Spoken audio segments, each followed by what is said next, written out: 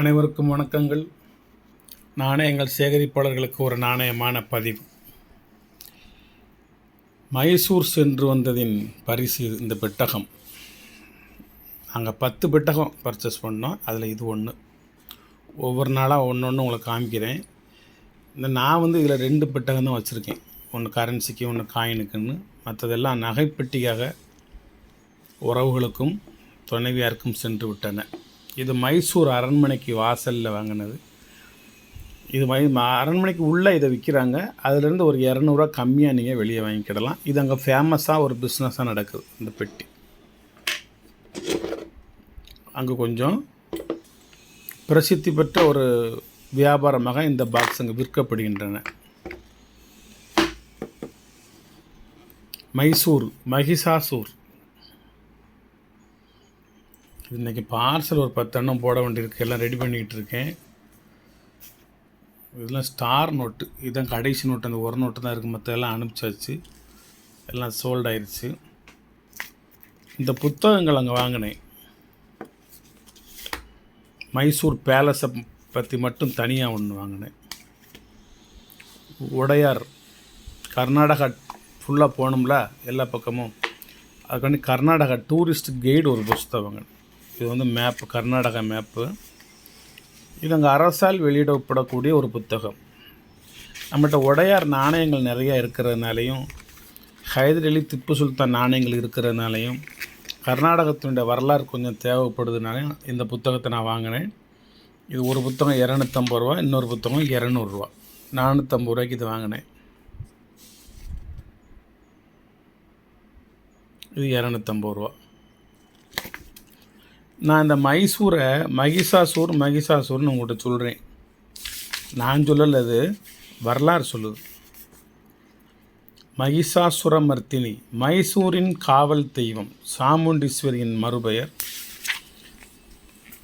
அவங்க மைசூருக்கு ஒரு காவல் அரணாக அந்த மக்களால் போற்றப்படுகிறார், வணங்கப்படுகிறார். ஒரு மலை உச்சிக்கு போயிட்டு வந்தோம். அற்புதமான ஒரு தரிசனம். நாங்கள் போகிற சமயம் நல்ல மழை, நல்ல கூட்டம் பூரா பறந்துருச்சு. நாங்கள் நிம்மதியாக இறைவியை வழிபட்டோம். கர்நாடகா மாநிலத்துக்கே அது ஒரு பாதுகாப்பு தெய்வம் அப்படின்னு மக்களால் கருதப்படுகிறது. ரொம்ப முக்கியமாக இங்கே மைசூருக்கு மட்டும் ரொம்ப முக்கியமாக பயன்படுது.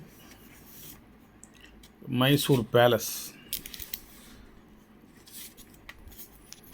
இந்த உடையாரை பற்றி, இந்த வருடங்களை பற்றி தெளிவாக தெரியணும் அப்படிங்கிறதுக்காக இந்த புத்தகத்தையும் ஒன்று வாங்கினேன். தனியாக கொடுங்க அப்படின்னு. இதில் நிறைய புகைப்படங்கள் கலர் பிரிண்ட் போட்டிருக்காங்க. இது எல்லாமே அங்கே ஓவியமாகவும் ஃபோட்டோவாகவும் இருக்குது. நான் அதுகளையும் நிறையா புகைப்படம் எடுத்திருக்கேன். இது அவர்களுடைய சின்னம். 2 பக்கமும் தலைகள் கொண்ட ஒரு கருடன் மாதிரி ஒரு பறவை. என்ன பறவைன்னு மனசில் பேர் இருக்குது, சடக்குன்னு வரல. நான் வந்தவுடனே சொல்லுதேன். கண்ட பேருண்ட பறவை. இந்த பறவைக்கு பேர் கண்ட பேருண்ட பறவை. இந்த 2 சைடும் முகம் இருக்கும். இதுதான் அந்த அங்குள்ள முத்திரை சின்னம். இது அங்குள்ள அரண்மனைகள். இதை விட பிரம்மாண்டம் நேரில் பார்க்குறதுக்கு இன்னொருத்தர் நம்ம இந்த தமிழ்நாட்டில் யாரும், இந்தியாவில் யாரும் அது மாதிரி கெட்ட போகிறது இல்லை. அந்த சாமுண்டீஸ்வரின் நினைவாக ஒவ்வொரு மன்னருடைய முதல்லையும் இந்த சாம் சாம் சாம் சாம் எல்லாம் அந்த சாம்ங்கிற 2 வார்த்தையை எடுத்து போட்டுவாங்க. இந்த சாம்ராஜ் உடையார் அப்படின்னு அவருக்கு வருதுங்க. சாம்ராஜ். இது சாமுண்டீஸ்வரின் நினைவாக அந்த அம்மனின் முதல் 2 எழுத்தை போட்டு அவங்களோட பேரை உருவாக்குறாங்க.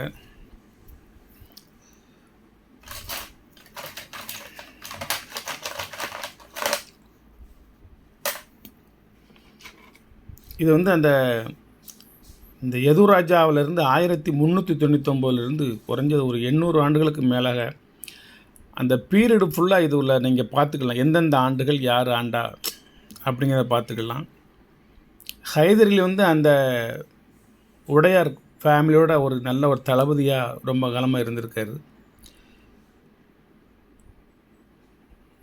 மைசூர் கிங். சும்மா ஒரு எக்ஸாம்பிள் மட்டும் ஒன்று காமிக்கேன். இப்போ 714 முடியுதா? காந்தர்வ உடையாருங்கிறவர் அந்த 14 முடிஞ்சால் 14 ஆரம்பிக்கணும். 31 முடிஞ்சால் 31 ஆரம்பிக்கணும்.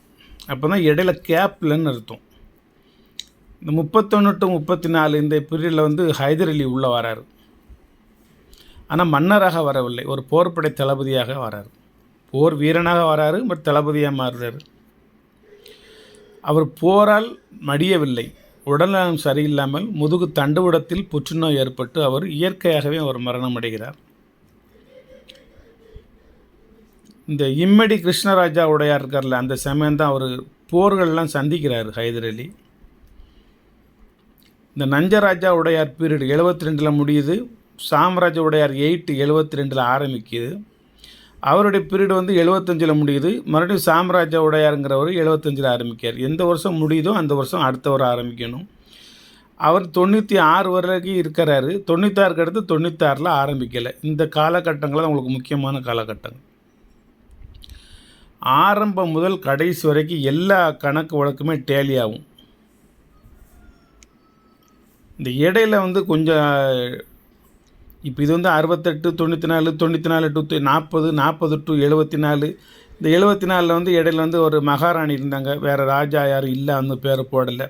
ஒரு 6 வருஷம் கழிச்சு முடியும் 80 வராரு. 80 to 2013. இப்போ வந்து 2015 வருது. 15 இவர் இருந்துட்டு வராரு. ஸ்ரீ யதுவீர கிருஷ்ணதத்தா சாம்ராஜ்ய உடையார் இவர் இருந்துட்டு வராரு. சமீபத்தில் வர ஒரு மகாராஜா வந்து தவறிட்டார். நீங்கள் இந்த ஒரு காலகட்டத்தை மட்டும் பார்த்துக்கலாம். 72 to 75, 75 to 96, 96 to அப்படின்னு வரல. இந்த இடைப்பட்ட நாட்களில் தான் திப்பு சுல்தானின் ஆட்சி நடக்குங்க.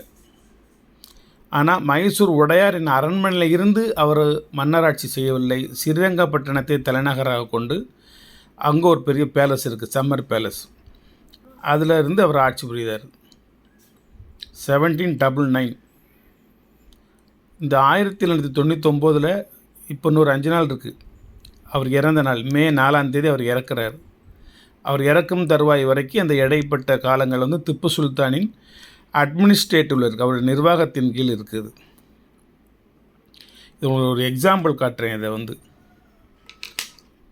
இந்த உடையார்த்தை பற்றி உங்களுக்கு எதுவும் சந்தேகம் இருந்ததுன்னா இதில் வந்து ஃபுல் டீட்டெயில்ஸ் இருக்குது, முதலேருந்து கடைசி வரைக்கும். நாங்கள் வந்து தஞ்சை சுற்றுப்பயணத்தின் போது உடையாளூர் அப்படிங்கிற ஒரு கிராமத்தில் போய் எப்படி ராஜராஜ சோழனுடைய சமாதியை பார்த்து மனம் வருந்தினோமோ, இறைவனிடம் வேண்டினோமோ, அதுபோல் திப்பு சுல்தானின் பிறந்த ஊரான தேவனஹள்ளிக்கு போய் அவர் பிறந்த இடத்தை பார்த்து நாங்கள் அந்தளவுக்கு ஒரு மனம் வருந்தினோம். கேட்பாரற்று கிடைக்கின்றது. மைசூர் டைகர் தேவனஹள்ளி அவர் பிறந்த ஊர். அங்கேயே போனோம். நாங்கள் இருந்த இடத்துலேருந்து 60 கிலோமீட்டர் நாங்கள் வண்டியோடப்பா அப்படின்ட்டேன். கூட வந்தவங்களாம் நொந்து விட்டாங்க, என்னடா இவன் திப்பு திப்பு திப்புன்னுக்கிட்டு இருக்கான்னு சொல்லி. நிறைய புகைப்படங்கள் எடுத்து வந்திருக்கோம். ஒரு சின்ன 4 கல் தூண், ஒரு அதுக்கு மேலே ஒரு கூரை, உள்ள ஒரு கல்வெட்டு, அவ்வளோதான். அவருடைய சிலையோ இலையோலாம் எதுவுமே எங்கேயுமே ஓவியமோ எதுவுமே இல்லை. கீழே வந்து ஒரு போர்டு, திப்பு பெர்த் பிளேஸ்.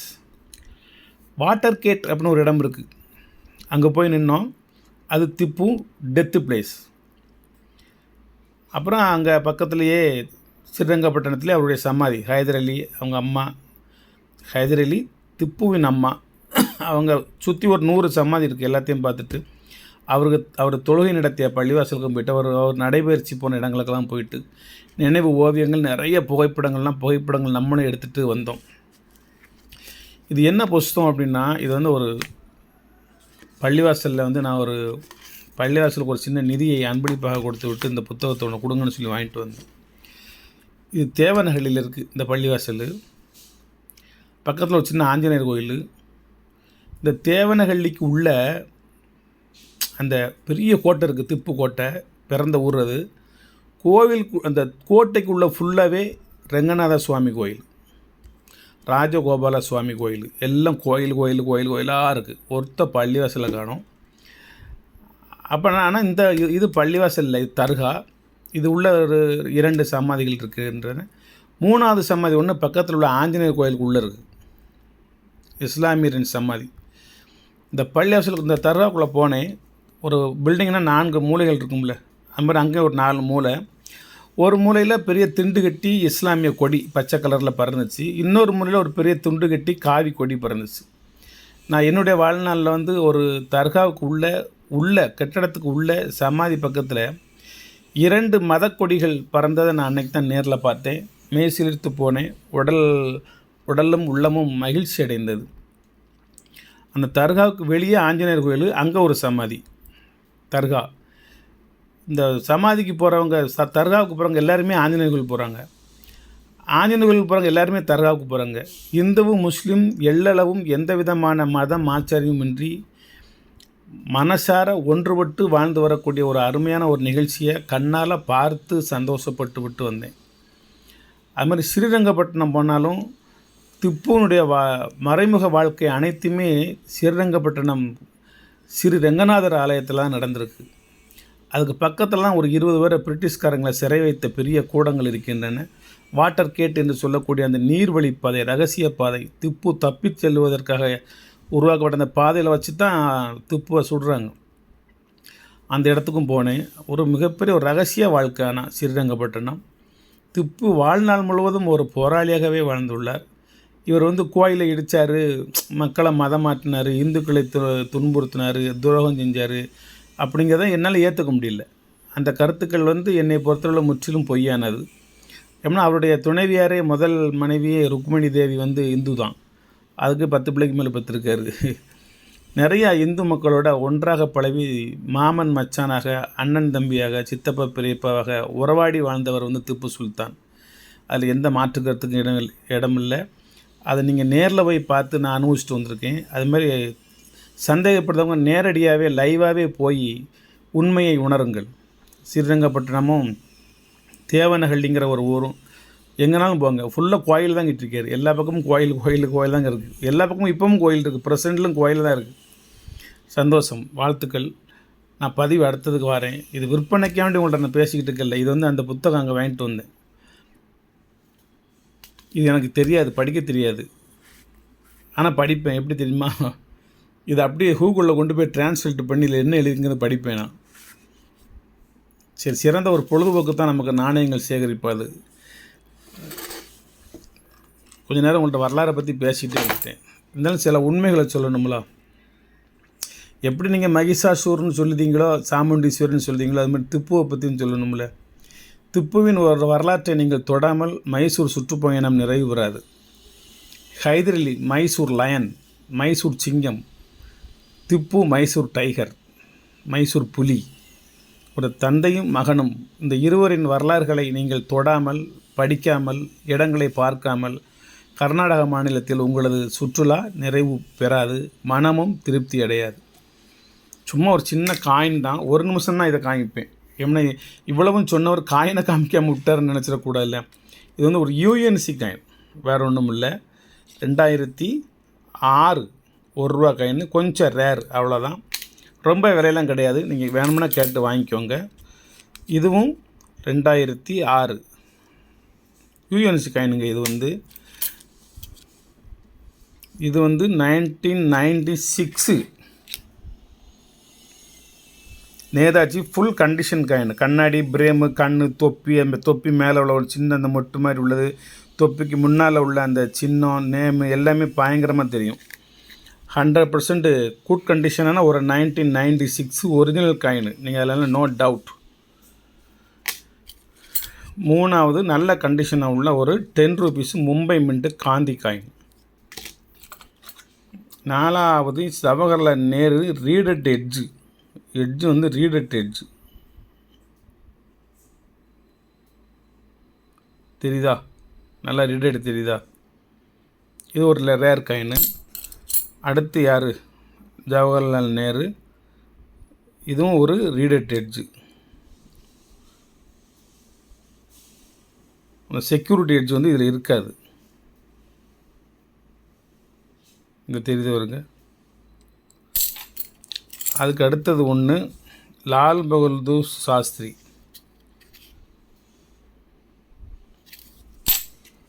இன்னொன்று ஓஎம்எஸ் அதர் மெட்டல் ஸ்ட்ரைக் 2017 உள்ளது. இன்னொன்று 1993 Hyderabad mint, full condition coin. இன்னொன்று வந்து பால கங்காதர திலகர் மும்பை மின்ட்டு, ஃபுல் கண்டிஷனான காயின். இந்த நாணயம் கிடைக்குது, ஆனால் இவ்வளோ கண்டிஷனாக கிடைக்காது. அதுக்கப்புறம் ஒரு லூயிஸ் பிரெய்லியா, இது ப்ளஸ் காயின் தான், 2006 யூஎன்சி காயின், ஒரு ப்ளஸ் ரேர் காயின். இது 1967 பாம்பே மின்ட்டு, ரேர் ஐட்டம். இது 2006 ப்ளஸ் காயின். இது 2006 ப்ளஸ் காயின். ரேட்டில் ரொம்ப கம்மி தான், நான் பத்திரமா எடுத்து வச்சுருக்கேன். இது தாமரையும் சூரியனும் 3500 கூட இப்போ கொடுக்க முடியாது, ரேட்டு அதிகமாகிடுச்சு, 4000 தாண்டி போயிடுச்சு. இது யார்? ஜெகத்குரு ஸ்ரீ நாராயண குரு, 450 ரூபா, ஃபுல் கண்டிஷனான காயின். இது ஒரு யூஎன்சி காயின், டெல்லி 2010.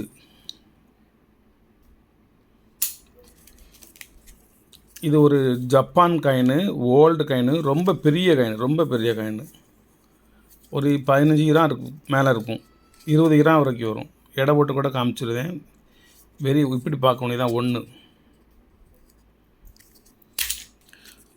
இது ஒரு 25th இண்டிபெண்டன்ஸ் டே, ஒரு 10 ரூபீஸ் காயின். அடுத்து என்ன இருக்குது? இது ஒரு 10 ரூபீஸ் மும்பை மின்ட்டு, மகாத்மா காந்தி.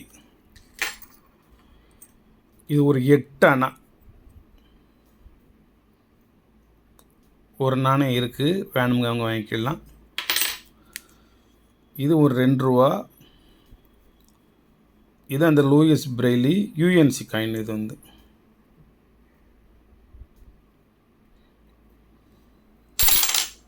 வேறு